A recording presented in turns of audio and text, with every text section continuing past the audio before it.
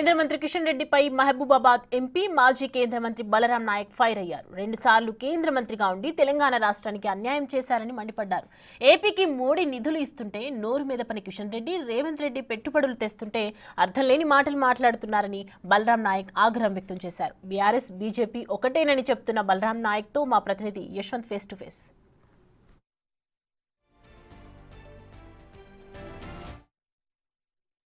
వ్యాఖ్యలు ప్రస్తుతం తెలంగాణ రాష్ట్రంలో దుమారం రేపుతున్నాయి. కిషన్ రెడ్డి బీజేపీ పార్టీలో ఉన్నాడా, బీఆర్ఎస్ పార్టీలో ఉన్నారని కూడా నెటిజన్లు ట్రోల్స్ చేస్తున్నారు. ఈ విషయంపై మనతో మాట్లాడడానికి మాజీ కేంద్ర మంత్రి, ప్రస్తుతం ఎంపీ బలరాం నాయక్ ఉన్నారు. కేంద్ర మంత్రి వ్యాఖ్యలు ఏ విధంగా చూస్తారని అడిగి తెలుసుకుందాం. సార్ నమస్కారం. రేవంత్ రెడ్డి ముఖ్యమంత్రి దావోస్ పర్యటన ముగించుకొని తెలంగాణ రాష్ట్రానికి వచ్చిన నేపథ్యంలో కిషన్ రెడ్డి ప్రెస్ మీట్ పెట్టి కొన్ని వ్యాఖ్యలు చేశాడు. దావోస్ పర్యటన కేవలం పేపర్లో మాత్రమే పరిమితమైంది. మీరు ఏ విధంగా చూస్తారు ఆయన వ్యాఖ్యలను? ఆయన వ్యాఖ్యలను నేను పరిగణనలో తీసుకోవడం లేదు. ఎందుకంటే గౌరవనీయుల ముఖ్యమంత్రి గారు ఈ రాష్ట్రానికి కావలసిన నిధులు ప్రకటనకు పోలేదు. ఆయనే కావలసిన నిధులు తీసుకురావాలి. ఇప్పుడు అప్పుల పాలు టీఆర్ఎస్ పార్టీ అప్పుల పాలు చేసిన దానికి అనుగుణంగా ఆయన ఈ డెవలప్మెంట్ చేయాలనే ఒక విధానానికి పోయాడు తప్ప దావుతూ ఆయన సొంత ఎంజాయ్మెంట్కి ఏం పోలేదు, ఎవరితోనేం పోలేదు. అది కార్యకర్తలను తీసుకుపోయారు కావచ్చు, వాళ్ళతో ఎంపీలు కూడా వెళ్ళారు. అందరూ కలిసి పోయి దీనికి ఏ విధంగా స్టేట్ను బాగుపరచాలనే ఒక ఆలోచన సూచన మేరకు ఆయన పోవడం జరిగింది. వీళ్ళు దావూద్కు పోయినా మాట్లాడుతున్నారు, ఇంకోళ్ళు పోయినా మాట్లాడుతున్నారు. అవసరమానండి వీళ్ళకు? మన రాష్ట్రానికి బాగుపరిచేది ఉంటే గౌరవనీయుల కిషన్ రెడ్డి గారికి ఏదన్నా సెంట్రల్ నుంచి తీసుకొచ్చినవి మీరు ఇవ్వండి, ఎక్కువ తీసుకురండి. పక్క రాష్ట్రంలో ఆంధ్ర రాష్ట్రంలో మోడీ గారు ఇప్పటి వరకు ఇచ్చిన నిధులెంత, మన రాష్ట్రానికి ఇచ్చిన నిధులెంత, దానికి క్యాలిక్యులేషన్ చేసుకొని మాట్లాడాలి. ఎవరి పార్ట్ అది? నంబర్ 1 కిషన్ రెడ్డి గారికి నేను అడుగుతున్నా, ఆంధ్ర రాష్ట్రంలో ఎంత నిధులు మోడీ గారు ఇచ్చారు, ఆ నిధులు మన తెలంగాణ రాష్ట్రానికి వచ్చిందా రాలేదా? వచ్చినట్టయితే ఎక్కడెక్కడ ఇచ్చారు? వాళ్ళకి ఇచ్చిన నిధులు మనకు తేకుండా ఏదో దావుతుకు ఏదో తీసుకురావడానికి పోతే అది ఎగతాళిగా చిన్నపిల్లగాళ్ళ మాట్లాడుకోవడం కిషన్ రెడ్డి గారికి అది తగదు. ఎందుకంటే ఆయన రాష్ట్రానికి ఒక డెవలప్మెంట్ చేయాలి అనే ఉద్దేశం భావంతో పోయిండు. ఇప్పటికిప్పుడే ఆంధ్రలో ఎన్ని వేల కోట్లు ఇచ్చారు మోడీ గారు, మరి మన రాష్ట్రానికి ఎందుకు ఇవ్వలేదని చెప్పి కిషన్ రెడ్డి గారు ఆలోచన చేయవలసిన విషయం ఉంది. ఆలోచన చేసుకొని మాట్లాడాలి తప్ప అవగాహన లేని విషయాలతో మీదకి పోవద్దని చెప్పి నేను చెప్పడం కిషన్ రెడ్డి గారికి నంబర్ 1. కేటీఆర్ గారికి, హరీష్ రావు గారికి నిజంగా చెప్తున్నా, చిత్తశుద్ధి ఉందా ఫస్ట్ వాళ్ళకు తెలంగాణ రాష్ట్రం మీద? అరే మేము కొట్లాడినామా తెలంగాణ కొరకు? నేను కానీ అందరం కొట్లాడినాం. పొన్నం ప్రభాకరు, మేను, మధుయాస్కి, వివేకు, మేమందరం కొట్లాడి తెలంగాణ తెచ్చినాం. తెలంగాణ ఒక కేసీఆర్తో రాలే. కేసీఆర్ నాయకుడు కాదని మేము అల్లే, కానీ కేసీఆర్ ఒక్కరితో రాలే. తెలంగాణ ఇచ్చింది సోనియా గాంధీ. ఇవాళ కేటీఆర్ ఈ విధంగా ఉన్నాడు, హరీష్ రావు ఈ విధంగా ఉన్నారంటే కేవలం సోనియా గాంధీ గారి పుణ్యంన, సోనియా గాంధీ గారి ఆశీస్సులతో ఈరోజు కేటీఆర్, కేసీఆర్ అందరూ కూడా ఈ విధమైన మార్గదర్శనం నిలబడ్డారంటే, రాజకీయంగా నిలబడ్డారంటే ఏకైక వ్యక్తి సోనియా గాంధీ గారు.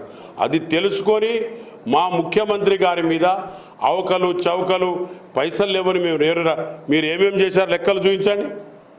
లక్షల వేల కోట్లు అప్పులు చేశారు, మీరు వేలాది కోట్లు అప్పులు చేశారు, వేలాది కోట్ల ఆస్తులు అమ్మారు, తెలంగాణ రాష్ట్ర ఆస్తులు.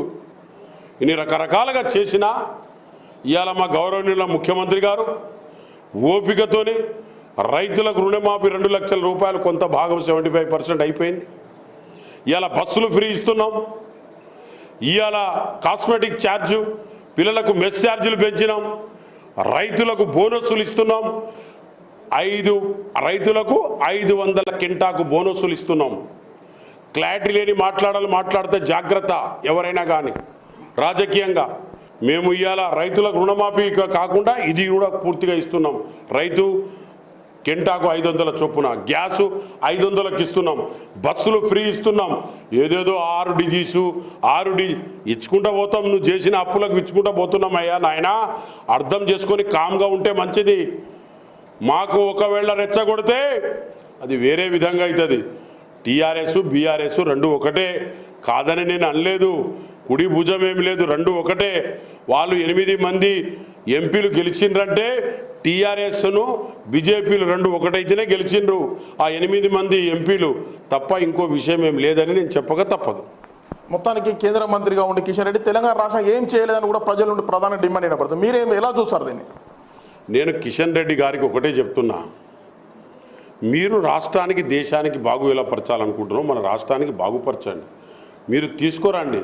మీకు రెండోసారి మీరు మంత్రి అయ్యారు, పోయినసారి మంత్రి ఉన్నారు, ఈసారి మంత్రిగా ఉన్నారు. కాబట్టి మీరు రాష్ట్రానికి ఏదైనా బెనిఫిట్ చేసే ప్రయత్నం భాగంగా చేయండి. మీకు ప్రజలు గెలిపించారు, తెలంగాణ ప్రజలు మీకు గెలిపించి పంపారు. కిషన్ రెడ్డి గారికి గెలిపించి పంపిస్తే మీరు రాష్ట్రానికి ఏమేమి చేస్తున్నారు? ప్రైవేట్ మెడికల్ కాలేజీలు, ప్రైవేట్ యూనివర్సిటీలు ఇస్తుంటే మీరు ఏం చేస్తున్నారని నేను అడుగుతున్నా కిషన్ రెడ్డి గారికి. ప్రైవేట్ యూనివర్సిటీలు ఇస్తున్నారు, ప్రైవేట్ యూనివర్సిటీలకు మీరు దాంట్లో రిజర్వేషన్స్ లేవు, ఎస్టీ ఎస్సీ రిజర్వేషన్స్ లేవు.